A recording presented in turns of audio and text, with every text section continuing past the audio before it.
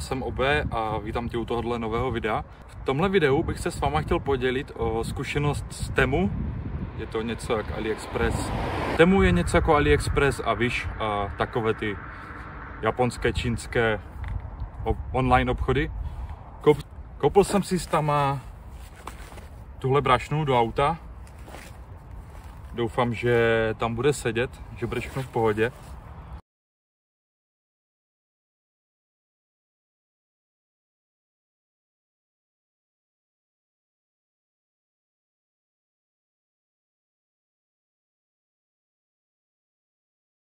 Jelikož já jsem člověk, co hodně využívá zavazadlový prostor, mám tam hasičák, povinnou výbavu a takové, tak jsem si schválně objednal tohle naše udělátko, chci to vyzkoušet a podělit se s váma o to, jak to bude držet a jak to bude fungovat.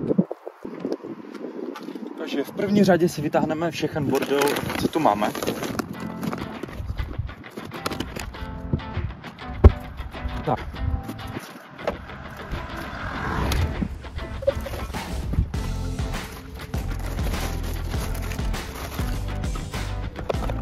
Tak, nějakým způsobem jsem to vyklidil a uvidíme, jaká bude teď instalace. A máme tu tyhle cvočky na přichycení. 3krát to tu máme. Třetí. Můžeme si nastavovat délku, jakou chceme. Tady je potom ještě suchý zip. Tak, uvidíme, jak to tam bude držet, jak to bude fungovat.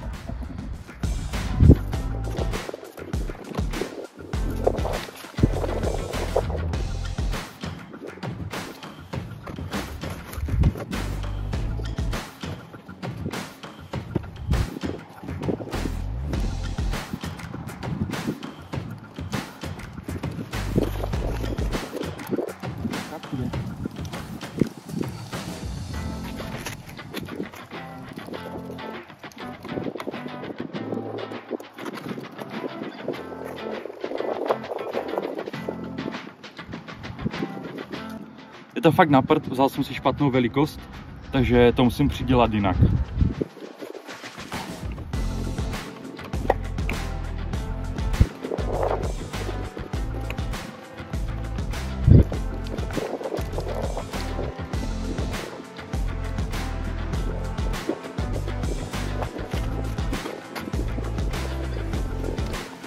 Takže přidal jsem to tak, že jsem to vlastně zahákl o opěrku hlavy, ale vypadá to, že to drží. Tak a teď tam musíme naskládat zpátky ty věci.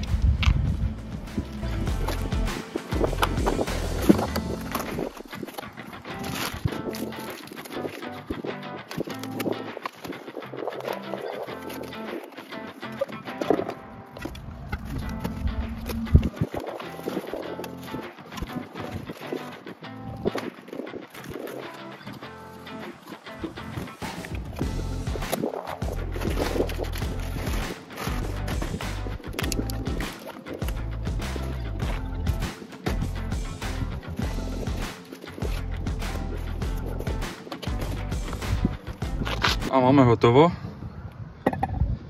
Bohužel ne všechno se tam vlezlo. Hasičák, to bych potřeboval to větší. Tak uvidíme, no, jak to bude držet a fungovat.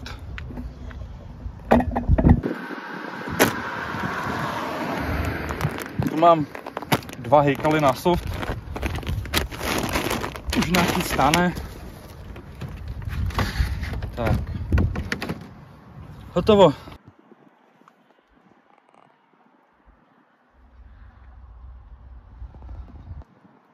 Zajímal by mě váš názor, co na to říkáte? Na takovéhle v uvozovkách užitečné blbosti z Temu, z čínského obchodu. Jako myslím si, že kdybych vybral větší velikost, tak je to lepší. Bohužel jsem vybral špatnou velikost, protože jsem si to nezměřil. Hlavně v prvé řadě jsem tomu vůbec nevěřil, že to nějakým způsobem bude fungovat, že to nějak tak přijde. Každopádně jsem rád, že to přišlo, že to tam nějak funguje. Potom jsem tam ještě dodal co se týče povinné výbavy, jaké jsou pojistky a žárovky.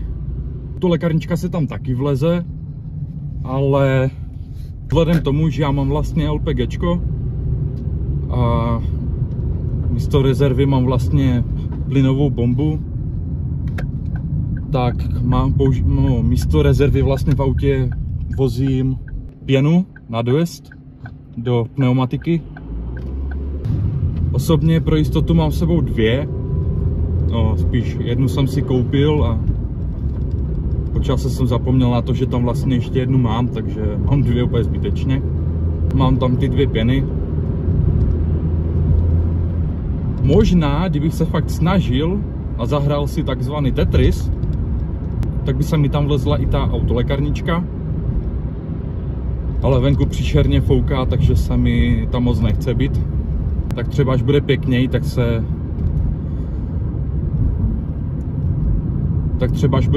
tak to tam dám. Spíš přeskládám. Všiml jsem si, že hodně lidí teď dělá reakce na Shopaholic Adele. Zajímal by mě váš názor, já jsem osobně viděl některé videa. Takhle, můj osobní názor je, nedívejte se na to, protože po chvilce se vlastně v tom úplně ztratíte, protože nevíte jako vůbec, co to je za osobu. Tak jo, já si odběhnu.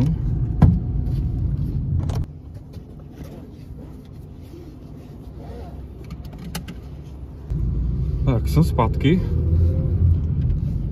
K té Shopaholic Adele, takhle bych to řekl. Každý si na to musí udělat svůj vlastní názor. Pokud to někoho vyloženě zajímá, tak se na to musí podívat taky, na ty její videa. Za mě, když se na to dívám, tak si říkám, jestli vůbec ta dáma je svéprávná. Dozvěděl jsem se, že týrala svého psa. Samozřejmě nevím, co na tom pravdy. Jo, já jsem to osobně neviděl, takže nemůžu říct. Ale jak se dívám na ty některé, nebo jak jsem se díval na ty některé její videa, tak to je hrůza. Žebrá od lidí peníze a stěžuje si, jak nemá peníze. Přišly peníze z YouTube a najednou je rozhazuje, jo? Kupuje si absolutní blbosti, které prostě nepotřebuje. Jestli jsem to správně pochopil, tak má exekuci.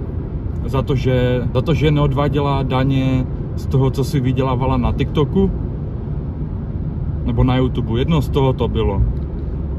Každopádně teď přišlo něco kolem 50 000 z YouTube. Co myslíte, že s těma penězma udělala? Myslíte si, že něco splatila z toho, co měla? Já osobně o tom silně pochybuju. Ale co my víme, že jo? Třeba fakt něco zaplatila. Nebo co já vím. Protože v jednom videu říkala, že ten její pes, co má, nebo co má toho psa, takže je alergický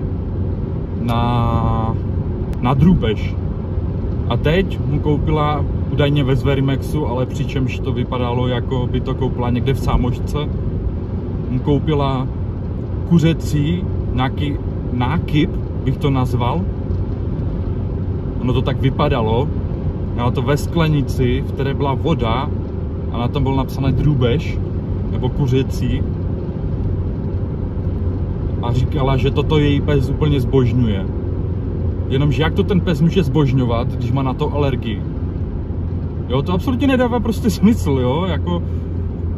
Já osobně to nechápu a myslím si, že nejsem jediný, co to nechápe.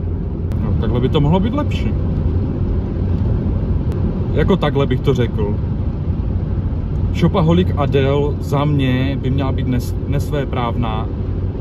A pokud opravdu ten její pes doma trpí, vzhledem tomu, že ho místo toho, aby ho šla normálně vyvenčit, tak ho vyvenčí v úzovkách na betonu, že s ním jde před barák na chvilku, prostě někde na chodník, tam ať vykoná své potřeby a konec, čau. Jo, já to absolutně nechápu prostě, takhle jako, když mám psa, tak se o něho starám.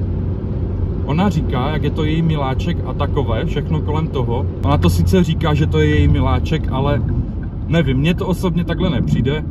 Zajímal by mě váš názor na to.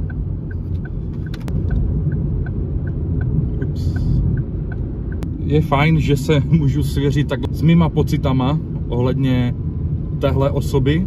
Samozřejmě já tady ten kanál nechci směřovat, aby to byl nějaký reakční kanál, to v žádném případě, ale jenom mi to přišlo takové zajímavé téma, o kterém se můžeme pobavit takhle do videa, abyste to chápali. Já jsem typ člověka, co má strašný problém zavřít pusu, ale fakt strašný problém.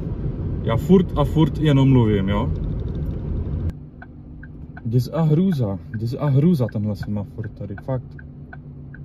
No nic, já tady ten vlog ukončím, tady k tím zajímavým tématem.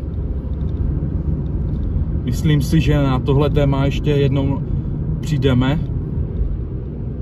A vzhledem tomu, že moje žena hodně sleduje ty její bizáry, tak si myslím, že na tohle téma ještě zavedeme notu. Takže tak. Každopádně já se s váma loučím, doufám, že vás tenhle vlog bavil a uvidíme se u nějakého dalšího videa. Tak zatím, čau.